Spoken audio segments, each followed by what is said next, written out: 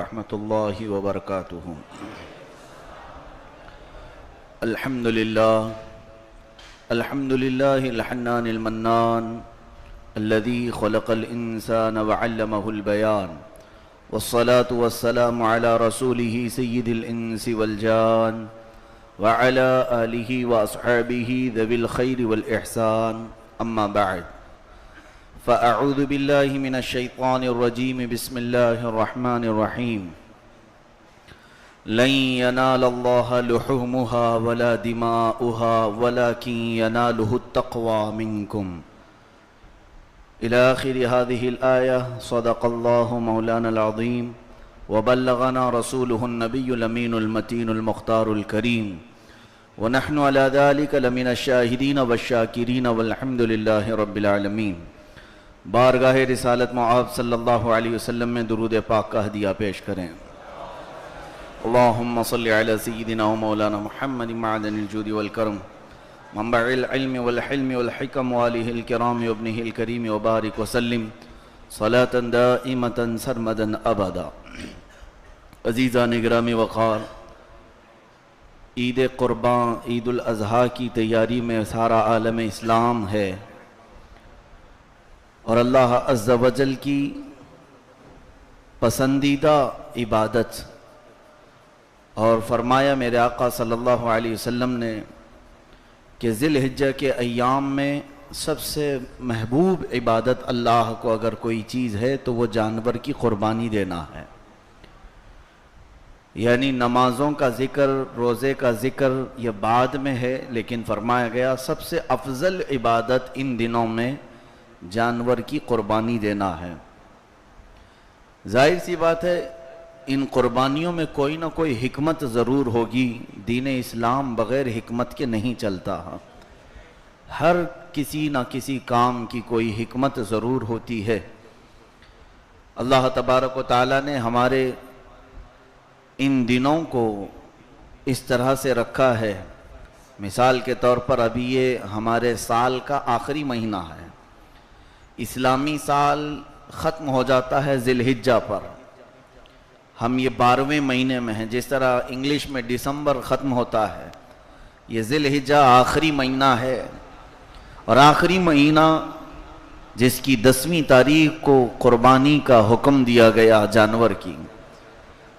اور اسی طرح اسلامی مہینہ جو شروع ہوتا ہے وہ محرم الحرام سے، اور اس کی بھی 10ویں تاریخ کو ایک عظیم قربانی یاد کی جاتی ہے، وہ سید الشہداء امام حسین اعظم رضی اللہ تعالیٰ عنہ کی.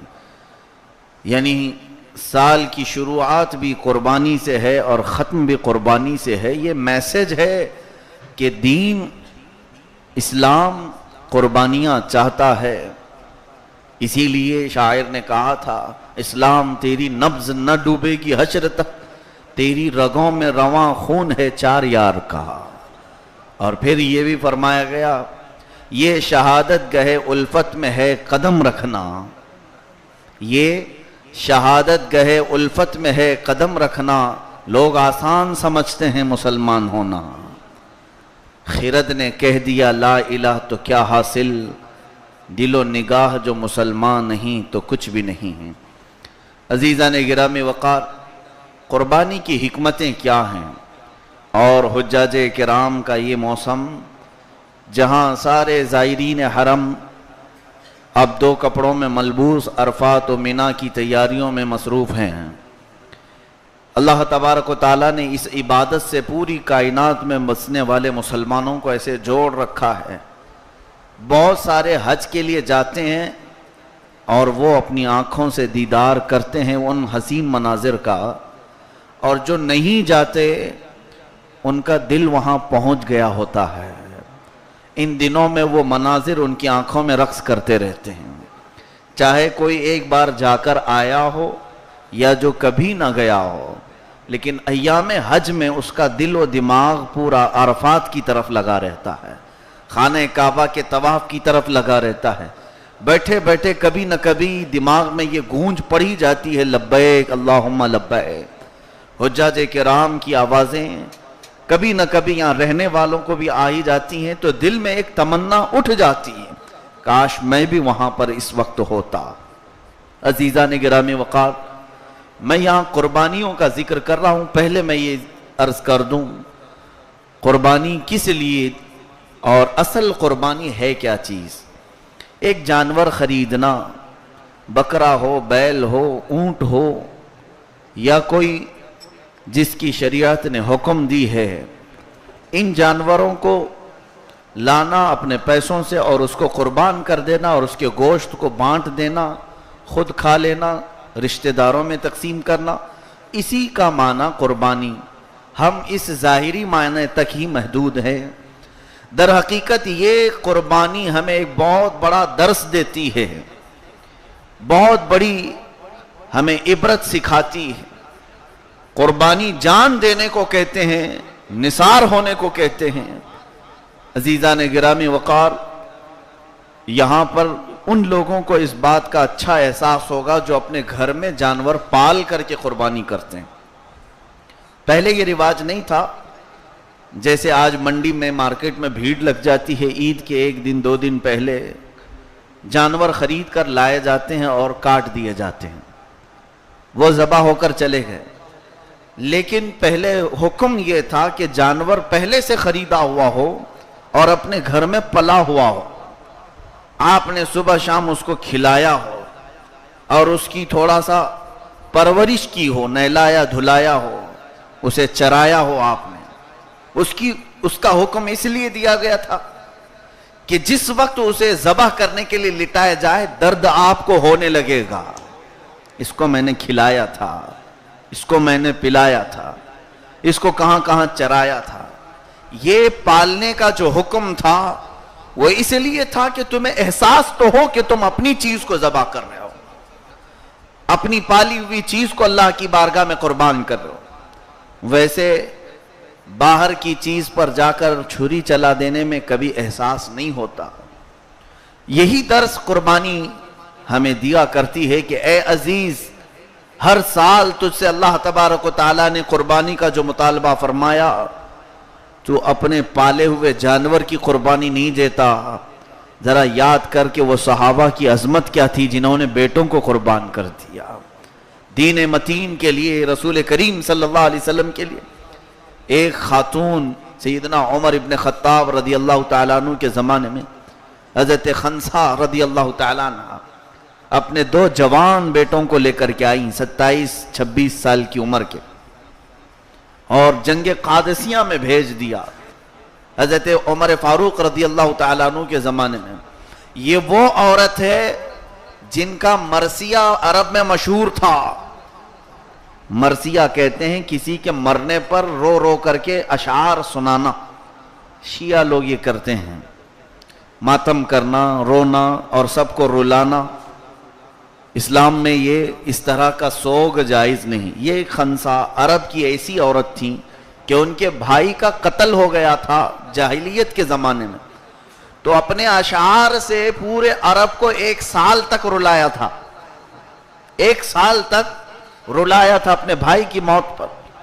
پھر جب وہ اسلام لے آئیں اور صحابیت کا درجہ پا گئیں، جنگ قادسیہ میں اپنے 2 جوان بیٹوں کو بھیجتی ہیں۔ حضرت عمر فاروق رضی اللہ تعالیٰ عنہ کا دور خلافت ہے۔ اس جہاد سے واپسی کے بعد حضرت خنسہ کو خبر دی گئی کہ تمہارے دونوں جوان بیٹے شہید ہو چکے، کچھ نہیں ہے۔ تو پورے عرب میں ایک ہلچل تھی، اب چلو خنسہ سے سنتے ہیں کہ وہ کیا مرثیہ پڑھتی ہیں۔ جب اپنے بھائی کا قتل ہوا تھا تو 1 سال تک رلایا تھا پورے عرب کو، اب بیٹوں کا قتل ہوا ہے تو کتنا رلائے گی۔ بھیڑ جمع ہوئی، بہت سارے لوگ خنسہ کے شعر و شاعری سننے کا شوق رکھتے تھے۔ جب لوگ آئے اور پوچھے کہ خنسہ تمہارے 2 جوان بیٹوں کی موت ہو گئی جنگ قادسیہ میں، تم کیا مرثیہ سناتی ہو؟ حضرت خنسہ رضی اللہ تعالیٰ عنہ اپنے گھر کی چھت پر کھڑی ہوتی، سنو مجھ سے مرثیہ سننا چاہتے ہو؟ میں اپنے بیٹوں کی موت پر یہ سناتی ہوں، انا للہ و انا الیہ راجعون، ہم اللہ کے لیے ہیں اور اللہ ہی کی طرف لوٹنے والے ہیں، بس یہی میرا مرثیہ ہے جو میرے رب نے سکھایا ہے۔ عزیزان گرامی وقار، وہ مائیں کیسی تھیں؟ ایک جنگ میں رسول کریم صلی اللہ تعالی علیہ وسلم غالباً یہ غزوہ احد میں خاتون مدینے کی دوڑی دوڑی چلی جا رہی ہیں. حضور پاک صلی اللہ تعالی علیہ وسلم اس جنگ میں نڈھال ہو گئے تھے. آپ کے دندان مبارک شہید ہوئے تھے اور افواہ بھی یہ پھیلا دی گئی تھی کہ حضور کا قتل ہو گیا معاذ اللہ. تو مدینے کی ایک خاتون بہت تیزی سے دوڑتی ہوئی جا رہی تھی. وہ جنگ ختم ہو گئی تھی, صحابہ لوٹ رہے تھے, تو کسی صحابی نے دیکھا اس عورت کو سرپٹ دوڑتے ہوئے, تو وہ خاتون بیچ میں رک جاتی ہیں. تو صحابی نے اسے ان عورت سے کو خبر دی کہ آپ کے بھائی شہید ہو گئے. وہ انا للہ و انا الیہ راجعون پڑھتی ہیں اور پوچھتی ہیں, آگے بڑھ جاتی ہیں. پھر اس کے بعد ایک دوسرے صحابی سے ملاقات ہوئی, انہوں نے کہا تمہارا ایک بیٹا شہید ہو گیا ہے. پھر آگے بڑھتی ہیں, کسی نے آپ کے شوہر کے انتقال کی خبر دی. وہ جھلا کر کہتی ہیں سب میرے گھر والوں کے موت کی خبر دے رہے ہو, ذرا مجھے یہ تو بتاؤ کہ رسول اللہ سلامت ہیں یا نہیں, میں انہیں دیکھنے کے لیے نکلی ہوں. اللہ اکبر. یہ قربانیاں تھیں جو ان کی, انہیں اپنے گھر کے اس طرح لٹ جانے کا کبھی غم نہیں تھا. اللہ کے نبی صلی اللہ تعالی علیہ وسلم کو دیکھنے کے لیے وہ دوڑی چلی آئی. جب مصطفیٰ کریم صلی اللہ علیہ وسلم کو صحیح سلامت دیکھ لیتی ہیں, سجدہ شکر بجا لاتی ہیں, اور اس کے بعد اجازت چاہتی ہیں کہ آقا کیا میں اپنے بیٹے کی میت دیکھ سکتی ہوں, میدان میں جو لاشیں پڑے ہوئے ہیں میں اپنے بیٹے کو دیکھ سکتی ہوں. حضور اکرم صلی اللہ علیہ وسلم نے ارشاد فرمایا جاؤ تیرے بیٹے کا آخری دیدار کر لے, نماز جنازہ ہونی ہے اور ابھی قبر میں دفن کرنا ہے. وہ خاتون لاشیں ڈھونڈتے ہوئے آئیں, صحابیہ تھیں. بہت ساری لاشوں کو پلٹنے کے بعد ایک جوان بیٹا پڑا ہوا تھا. وہ قریب میں آتی ہیں, ماتھے کو بوسہ دیتی ہیں اور پلٹ کر کے دیکھتی ہیں, جبہ اٹھا کر کے پیٹھ کو چیک کرتی ہیں, ہاتھ پھیرا کر. صحابہ کہتے ہیں کیا دیکھ رہی ہو؟ وہ خاتون کہتی ہیں صحابیہ ہیں. بات در حقیقت یہ تھی کہ جب یہ گھر سے نکل رہا تھا میں نے اسے ثابت قدم رہنے کی نصیحت کی تھی, اللہ کے نبی کو چھوڑ کر کبھی نہیں جانا, اور یاد رکھو کفار و مشرکین کی طرف سے حملہ ہو گیا اور تم پیٹھ پھیر کر بھاگتے ہوئے مارے گئے تو میں دودھ معاف نہیں کروں گی. اس لیے میں نے چیک کیا کہ کہیں میرا بیٹا پیچھے سے زخم کھا کے تو نہیں مرا, لیکن الحمدللہ میرے بیٹے نے سینے پر وار کھائے ہیں, زخم کھائے ہیں, اس لیے میں نے میرے بیٹے کے ماتھے کو بوسہ دیا. سلام ہے ان خواتین پر جنہوں نے قربانیوں کی حد کر دی. عزیزان گرامی, جانور کا کاٹ دینا یہ کوئی اہم کام نہیں لگتا ہمیں, وہ اس لیے بھی کہ ہم اپنے پیسوں سے خرید کر کے لائے اور ذبح کر دیے, پھر اگلے سال کی تیاری میں. قربانی تو وہ صحابہ اکرام رضوان اللہ علیہ مجمعین نے عطا کی ہے اسلام کو. اسلام یوں ہی تمہارے پاس برتنوں میں سجا کر کے نہیں لایا گیا ہے, بے انتہا قربانیاں دی گئی ہیں. کیا اس قربانیوں کو آج یاد کیا جاتا ہے؟ یقیناً عید قربان عید الاضحیٰ پہ جانوروں کی قربانی کے مسائل بیان کرنا چاہیے, لیکن میں یہ چاہتا ہوں کہ جنہوں نے بیٹے ہی قربان کیے کیا ان کا تذکرہ بھی نہیں ہونا چاہیے؟ آج ان کا ذکر بھی نہیں ہونا چاہیے. حضرت خباب بن الارت رضی اللہ تعالیٰ عنہ کو, جن کو سولی پر چڑھا کر مسلح کر دیا گیا تھا, ہونٹ الگ کاٹے گئے, ناک الگ کاٹی گئی, کان الگ کاٹے گئے, لیکن وہ اس وقت بھی سولی پر یہ کہتے تھے فدا کا ابی و امی یا رسول اللہ, میرے ماں اور باپ آپ پر قربان ہوں یا رسول اللہ. وہ صحابہ اکرام رضوان اللہ علیہ مجمعین جنہوں نے یقیناً اپنے جسموں کی, اپنے مال کی اور اپنے اوقات کی, اپنے اولاد کی قربانیاں دی, تبھی تو میرے آقا صلی اللہ علیہ وسلم نے یہ ارشاد فرمایا لا یؤمن احدکم حتی اکون احب الیہ من والدہ وولدہ والناس اجمعین, تم میں سے اس وقت تک کوئی مومن کامل ہو ہی نہیں سکتا جب تک میں اس کے نزدیک اس کی اولاد اور اس کے ماں باپ اور تمام انسانوں سے زیادہ عزیز نہ بن جاؤں. جب تک تم حضور سے بے انتہا محبت نہیں کرتے اس وقت تک تمہارا ایمان کیا ہے؟ الا لا ایمان لمن لا محبت لہ، اس کا تو کوئی ایمان ہی نہیں جس کے دل میں ان کی محبت نہیں۔ آج یہ قربانیوں کے تذکرے کے ساتھ میں نے محبت نبی صلی اللہ علیہ وسلم کو صرف اس لیے چھیڑا کہ دنیا آج پھر تماشا دکھا رہی ہے، جیسے کہ ہالینڈ کی حکومت نے، اس سے قبل بھی میں نے آپ کے سامنے اس بات کا تذکرہ کیا تھا، نیدرلینڈ کی حکومت یا پھر وہاں کے کارندوں نے حضور پاک صلی اللہ تعالی علیہ وسلم کے گستاخانہ کارٹون بنانے کا مقابلہ شروع کیا ہے۔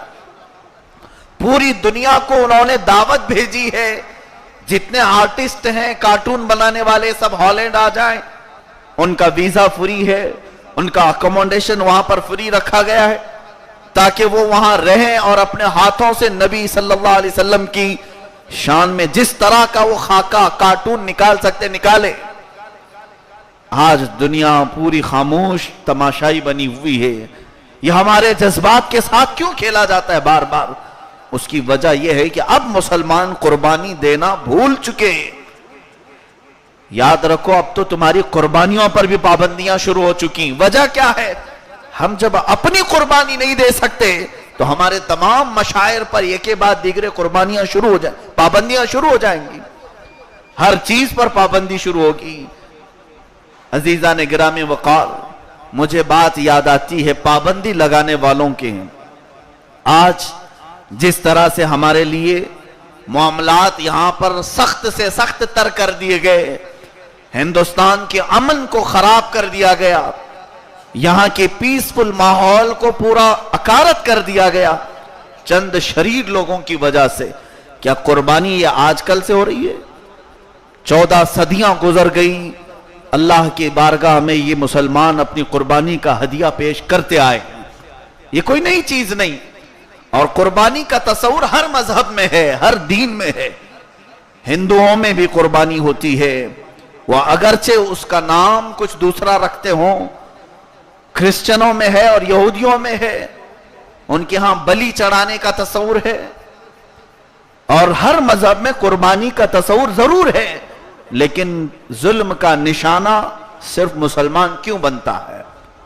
آج ہمارے ہی جذبات اور ہمارے مشاعر کے ساتھ کیوں کھیلا جاتا ہے؟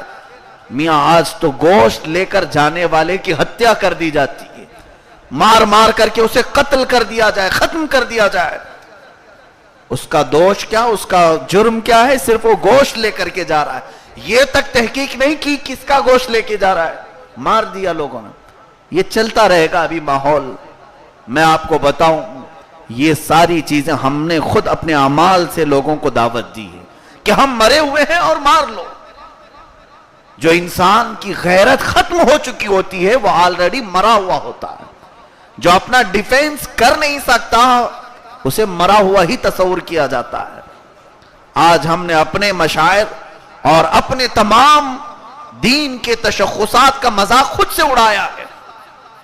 کیا آج قربانی کی تمام وہ عظمتیں ہم نے باقی رکھی؟ قربانی جس انداز سے ہونی تھی، تمہارا سر جس طرح ندامت سے جھک جاتا، بکرے کے کٹ جانے کے بعد تمہارے آنکھوں سے آنسو نکل آتے، یہ تمام چیزیں تو ہم نے برقرار رکھی نہیں، اس لیے ہماری عبادتوں کا اب مذاق اڑایا جانے لگا۔ مجھے جو بات عرض کرنی تھی وہ یہ کہ اسی طرح ایران کے بڑے بادشاہوں نے یا مکہ کے سرداروں نے حضور صلی اللہ تعالی علیہ وسلم اور ان کے صحابہ کے حالات دیکھنے کے لیے ایک شخص کو بھیجا تھا، جاؤ دیکھ کر کے آؤ۔ کیوں ہمارے اندر اس کا ڈر پیدا ہوتا جا رہا ہے؟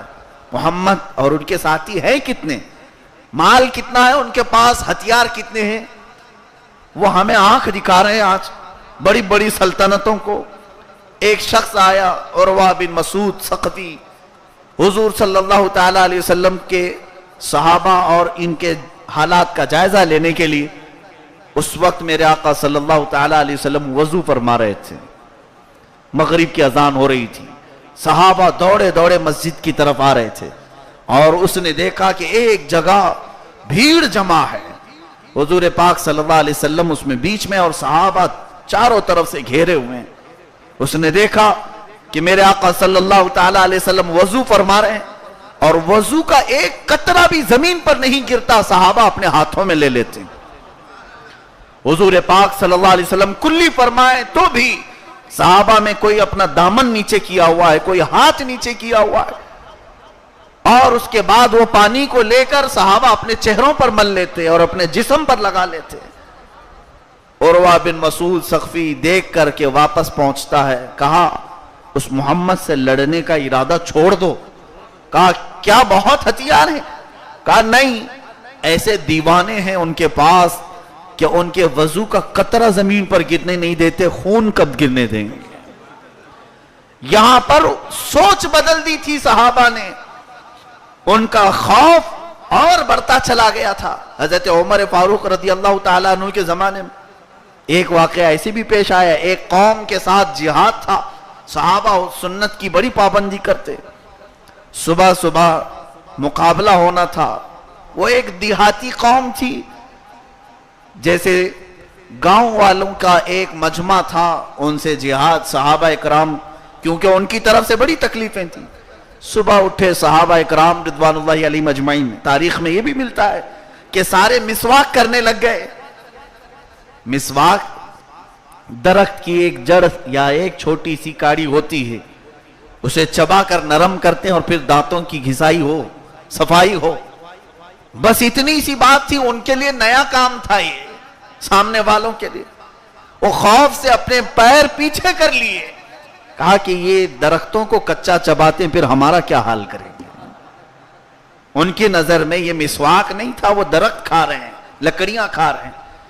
बहरहाल सहाबा इकराम रिदवानुल्लाहि अलैहिम अजमाइन अपने आमाल से इस्लाम की अजमत को बहुत बुलंदी तक पहुंचाया था, और गैर की हिम्मत ना होती थी कि वो इनके साथ पंजा आजमाई करे या फिर कुरान अजीम या हुजूर सल्लल्लाहु अलैहि वसल्लम की नामोस पर कोई उंगली उठा सके। वो सहाबा के आमाल थे, पूरी दुनिया जानती थी कि अगर हम इनके किसी भी तशख्खुस की तरफ उंगली उठाएं तो हमारा हश्र बुरा होगा। लेकिन आज हमने अपने आमाल से वो सब चीजें खत्म कर डाली, हमने खुद तोड़ दिया है। इसलिए दुनिया को बार बार ये मौका मिलता है कि अब इनके दरमियान कुछ भी करो। पहले तो ऐसा होता कि मुझे याद है काफी सालों पहले डेनमार्क की हुकूमत का बड़ा बायकाट चला था, वहां से कुछ कार्टून बनाए गए थे हुजूर सल्लल्लाहु अलैहि वसल्लम के जात मुबारका की, और पूरी दुनिया में एहतजाजात हुए थे, बहुत सख्त तरीन एहतजाजात, जिसमें नुकसान भी काफी हुआ था। डेनमार्क के खिलाफ एक गम और गुस्सा पूरी दुनिया में उठा था। उसके बाद फिर ऐसी कोई चीज देखने को नहीं मिली। होता यह है कि ये बार बार इसको आजमाते रहे। अब तो हालत यह है कि हमारे हिंदुस्तान में ही हर दूसरे तीसरे दिन पर सोशल मीडिया पे किसी दरिंदे को खड़ा कर दिया जाता है, कभी कोई औरत, कभी कोई मर्द नबी कौनैन सल्लल्लाहु अलैहि वसल्लम की शान में नाजेबा कलमात बके, इस्लाम के खिलाफ हर्जा सराई करे। हम तो उसको सुन करके फॉरवर्ड कर देते हैं, दूसरे तक पहुंचा देते हैं, मियां तुम भी सुन लो, देखो इस्लाम के बारे में क्या कह रहा है, हुजूर सल्लल्लाहु अलैहि वसल्लम के मुतालिक क्या कह रहा है। हम तो फैला रहे हैं, नश्र कर रहे हैं, इन्हीं तमाम चीजों में हमारी जिंदगी खत्म। अजीजान गिरामी, यही कुर्बानी का तस्वुर इस्लाम ये देना चाहता है कि तुम बकरा काट कर या बैल काट कर या बड़े जानवर को ज़बह करके ये तस्वुर मत कर लेना कि तुमने कुर्बानी कर लिया। कुरान ये कहता है लन यनालल्लाह लुहुमुहा वला दिमाउहा, हरगिज हरगिज, मैं आयत का तर्जुमा कर रहा हूं, 17वें पारे की आयत, अल्लाह फरमाता है हरगिज हरगिज तुम्हारा ना गोश्त अल्लाह तक पहुंचता है, ना खून अल्लाह तक पहुंचता है, वलाकिन यनालुहु तक़वा मिनकुम, बल्कि तुम्हारे दिलों की पाकीज़ा नीयत अल्लाह तक पहुंचती है। तुम्हारा अमल जो पाकीज़ा अमल है ये रब तक पहुंचता है। गोश्त और खून का माना क्या है? हम यहां पर इसी के लिए अगर कुर्बानी कर रहे हैं कि 2-4 टुकड़े गोश्त मिल जाए, फजूल है कुर्बानी। कुर्बानी का जो हुक्म दिया गया था उसके कई मकासिद हैं। सबसे पहली चीज ये है खुद अपनी कुर्बानी देना भी सीख जाओ। जानवर को ज़बह करके आपने आराम की नींद ले ली, कभी अपनी कुर्बानी का भी सोचो। अपनी कुर्बानियां ये हैं कि अपनी ख्वाहिशात को ज़बह करो। याद है हुजूर पाक सल्लल्लाहु तआला अलैहि वसल्लम जिस वक्त जमरात को, शैतान को कंकरियां मार रहे थे हज के दौरान। कब का वाकया था ये? हजरत इब्राहीम अलैहिस्सलाम के जमाने में शैतान वहां आया और बहकाया था। हजरत इब्राहीम अलैहिस्सलाम को बहकाने की कोशिश किया, सैयदा हाजरा को बहकाने की कोशिश किया, हजरत इस्माइल अलैहिस्सलाम को बहकाने की कोशिश किया, कुर्बानी से रोक रहा था। हजरत इब्राहीम अलैहिस्सलाम बेटे की कुर्बानी करने गए थे और इब्लीस क्या कर रहा था? रोक रहा था। हजरत इब्राहीम से कह रहा था तुम्हारी उम्र 100 साल की हो गई, अब बेटे को कुर्बान करोगे तो कहां दूसरी औलाद होगी। आपने 7 कंकरियां उठाई, मारा। डिफेंस यहां से भी हमें मिलता है। अगर कोई कुर्बानी से रोके तो वो फिर शैतान है और उसका इलाज सिर्फ 7 कंकरियां हैं। बीबी हाजरा को भी रोका, उन्होंने भी कंकरियां मारी, और उसके अलावा हजरत इस्माइल अलैहिस्सलाम ने भी कंकरियां मारी। अब मैं आपको बताऊं, शैतान तो वहां अपनी शक्ल में आया और मार खाकर चला भी गया, लेकिन वो वाकया वहां रह गया। हुजूर पाक सल्लल्लाहु अलैहि वसल्लम का जमाना और हजरत इब्राहीम अलैहिस्सलाम का जमाना, दोनों के दरमियान तकरीबन 3000 साल का फासला है। और अब मेरे आका सल्लल्लाहु अलैहि वसल्लम के जाहिरी पर्दा फरमाने के बाद 1400 साल गुजरने को आए, उस जमरात को, उस जगह को आज भी कंकरियां मारी जाती हैं। लाखों हाजी कंकरी मारते हैं। आज तो इब्लीस नहीं रोक रहा तुम्हें कुर्बानी से वहां पर, फिर क्यों मारते हो कंकरी उसको, उन पत्थरों को? और वहां शैतान दिखता भी नहीं, वो तो पिल्लर हैं, बनाए गए हैं, 3 पिल्लर हैं, उनको कंकरियां मारकर हाजी आते हैं। क्यों मार रहे हो और किसको मार रहे हो? ये हुज्जाज किराम के लिए दर्स भी है, हम इसको बताते भी। रसूल पाक सल्लल्लाहु तआला अलैहि वसल्लम से पूछा भी गया था, इब्लीस लईन शैतान मरदूद इब्राहीम अलैहिस्सलाम के जमाने में आया और बहकाने की कोशिश किया, उन्होंने मार दिया, अब तो यहां पर नहीं, हम किसको मारे? हुजूर पाक सल्लल्लाहु अलैहि वसल्लम ने फरमाया, तुम्हारे अंदर जो इब्लीस है उसे तस्वर करके मारो, तुम्हारे साथ जो शैतान है उसे मारो, तुम्हारा नफ्से अम्मारा, तस्वुर ये करो कि यहां पर नफ्से अम्मारा है, इसे मुझे मारना है। तो मैं बात इस तरफ लेकर चल रहा था कि कुर्बानियों से रोकने वाला जो नफ्स है, हमारा नफ्से अम्मारा, उसे कंकरियां मार करके हाजी को पाक कराया जाता है। और जिस हाजी की कंकरी उस इब्लीस लईन को लगी या उसके नफ्से अम्मारा को लगी, उस हाजी के आते साथ ही शक्ल भी बदल जाती है और उसकी जिंदगी भी बदल जाती है। पहले से उसकी जिंदगी में काफी फर्क आ जाता है। नमाजों की पाबंदी, रोजा, ज़कात, सौम और सलात, सारी चीजें उसके अंदर आ जाती। क्यों? इसलिए कि उसने अपने नफ्स को कंकर से मारकर खत्म किया है। और एक बात ये भी बता दूं, अगर कोई ये कहे एक छोटी सी कंकरी होती, कितनी? काबुली चने के बराबर की एक कंकरी होती। काबुली चना जो होता है उतने मिकदार की एक कंकरी। शैतान है इतना बड़ा और इतनी कंकरी से होता क्या है? अगर मार दिया गया तो क्या उसे लगती भी है, क्या वो मरता भी है या कमजोर होता है? यकीनन मैं तारीख की रोशनी में बताऊं, मिना वो वादी ऐसी है जहां पर छोटी सी भी मार बहुत बड़ी होती। वादी मुहस्सर एक जगह मिना में ही है जहां अबरहा बादशाह हाथियों का एक लश्कर लेकर काबा ढाने के लिए आया था। वो मिना में ही आकर रुका था। कितने हजार हाथी उसके साथ थे, कितने लश्करी थे। उन हाथियों को लेकर वो खाने काबा पर हमला करने के लिए आया था, लेकिन वो आगे बढ़ ना सका। अल्लाह ने अबाबील चिड़ियों की फौज भेजी और उन्होंने किससे मारा था? फायरिंग तो नहीं किया था, बम नहीं बरसाए थे। अबाबील चिड़िया बहुत छोटी सी होती है, एक चोंच में कंकरी थी, 2 पैरों में कंकरियां थी, 3 कंकरियां वो चिड़िया ऊपर से छोड़ती थी। एक कंकरी हाथी पर पड़ती तो हाथी का पेट फट जाता और आग लग जाती थी, और 2 कंकरियां अबरहा के लश्करियों पर पड़ते तो वो ऐसे छींतड़े उनके उड़ते थे। कुरान में है फजअलहुम कअस्फिम माकूल, अल्लाह ने उन्हें ऐसे कर दिया जैसे किसी मुर्गी को नोच कर खा करके बचा दिया जाता है। उनकी हालत ये हो गई थी। पता ये चला कि मिना की वादी ऐसी है जहां छोटी सी भी कंकरी बहुत आग लगा देती है, बहुत बड़ा उसकी तबाही लाती, बड़ी तबाही लाती। یہی عقیدہ ہمارا ہے کہ اس ابلیس لعین کا تصور کر کے جب حاجی چھوٹی کنکری بھی مارتا ہے، اگر اپنے شیطان اور اپنے نفس کو لگ گئی تو جس طرح ابرہہ ہلاک ہوا تھا، ہمارا نفس امارہ بھی ہلاک ہوتا۔ اب میں جو بات کہہ رہا ہوں وہ یہ ہے کہ ہمیں وہاں پر قربانی کرنے سے پہلے یہ حکم دیا گیا۔ حج کے ارکان اور میں قربانی دونوں کو ساتھ لے کر چل رہا ہوں، کنفیوز نہ ہوں۔ حج کے ایام میں حاجی عرفات کا قیام اور مزدلفہ کے وقوف کے بعد صبح کنکریاں مارنے کے لیے آتے ہیں۔ جیسے کنکری مارتے ہیں اس کے بعد قربانی کرنا ہے۔ ترتیب دیکھیں،